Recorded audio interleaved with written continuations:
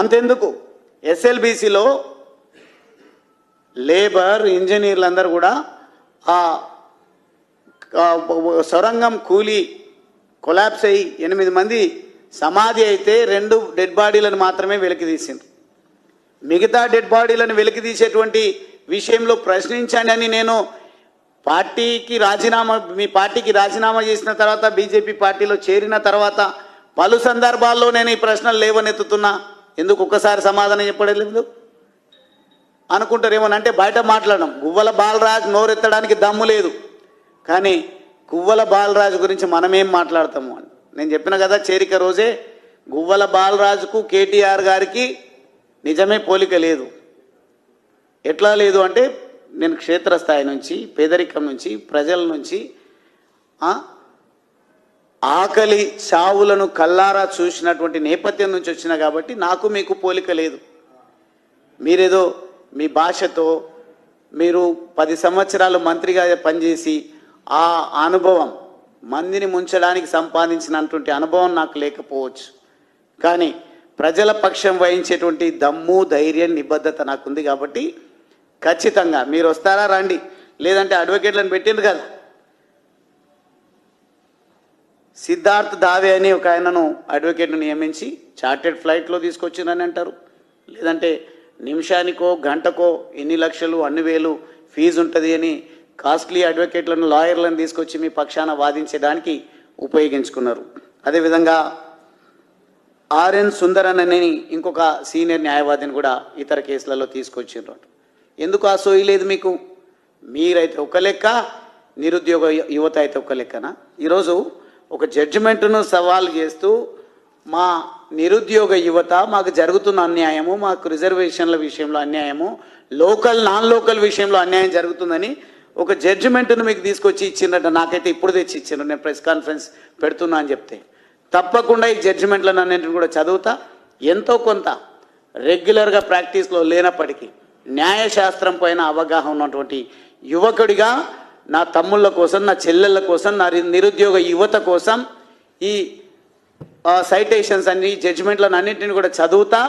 రేపు భవిష్యత్తులో అవసరమైతే భిక్షాటన చేసైనా సరే పేరుగాంచిన అవగాహన ఉన్న సబ్జెక్ట్ ఎక్స్పర్టీస్ ఉన్నటువంటి అడ్వకేట్లను మా తమ్ముళ్ళ పక్షాన కొట్లాడడానికి నియమిస్తాం. వాళ్ళ ఉద్యోగాల్లో జరిగినటువంటి అన్యాయాన్ని ఖచ్చితంగా ఎదిరిస్తాం.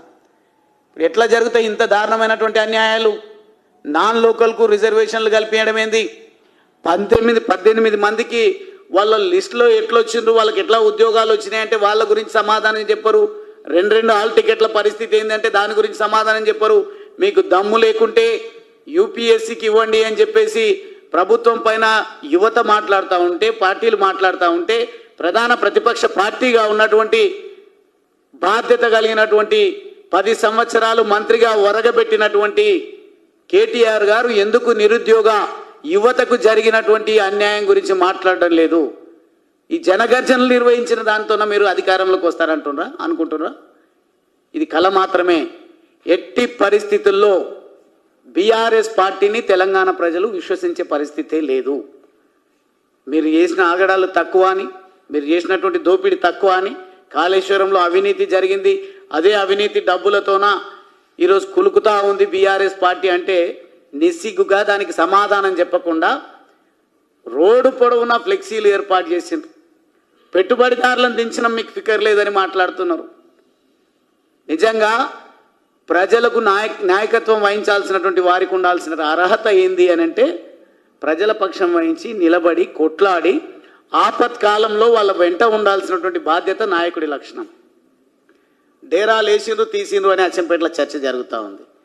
పెద్ద పెద్ద హోర్డింగ్స్ పెట్టిండ్రు, పెద్ద పెద్ద ఫ్లెక్సీలు ఏర్పాటు చేసిండ్రు, పెద్ద పెద్ద డయాస్లు ఏర్పాటు చేసిండ్రు, భారీ బహిరంగ సభను తలపించే విధంగా మీరు ఏర్పాట్లు చేసిండ్రు. ఆ ఏర్పాట్లతోన ఒక్కరి కడుపైన నిండిందా? మీరు పెట్టిన 2-3 కోట్ల రూపాయల ఖర్చు ఏ ఒక్కరికైనా ఊరట కలిగించే విధంగా ఉన్నదా?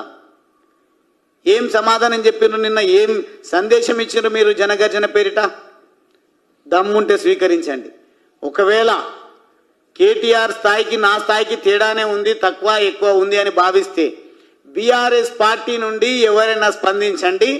ఒకవేళ నేనే గనక మా పార్టీ అధిష్టానం అనుమతిస్తే సిరిసిల్ల సింహగర్జనను ఆపే దమ్మెవడికైనా ఉందా? సిరిసిల్లలో ఈ మధ్యకాలంలో మంత్రి పదవి పోయిన తర్వాత మీరు వెళ్తే ఒక 100 మందిని జమ చేసుకోవడానికి 2 గంటల సమయం పడుతుంది ఈరోజు కేటీఆర్ గారికి.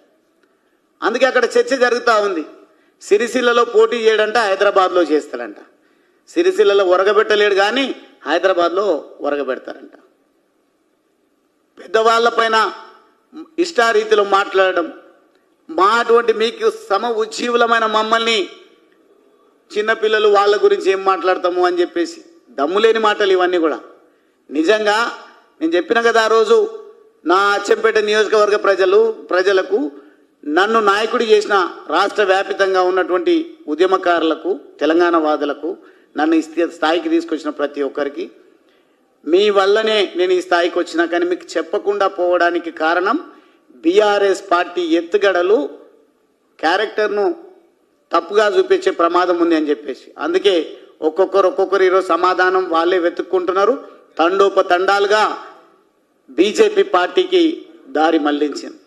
ఎక్కడికక్కడ బీజేపీ పార్టీని ఆశీర్వదిస్తూ ఉన్నారు. ఈరోజు ఇవే కాదు, ఆయన వెంబడి నడుస్తున్నటువంటి పెట్టుబడిదారులు, పెత్తందారులు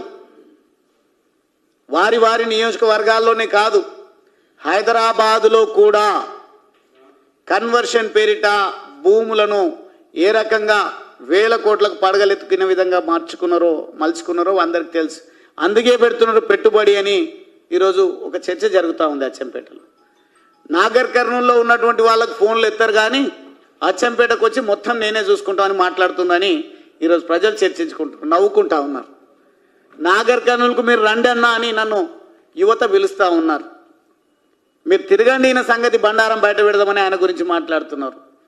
నా లక్ష్యం ఒక ఎమ్మెల్యే గురించో మాజీ ఎమ్మెల్యే గురించో కాదు.